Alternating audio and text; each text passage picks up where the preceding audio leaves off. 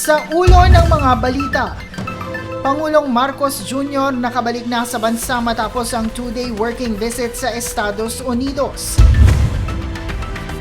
DSWD ikinakasa ang 5,000 pesos cash aid para sa mga PUV drivers.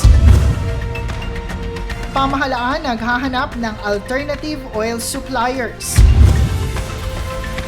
DepEd pinabulaanan ng umano'y suspensyon ng klase tuwing Huwebes at Biyernes.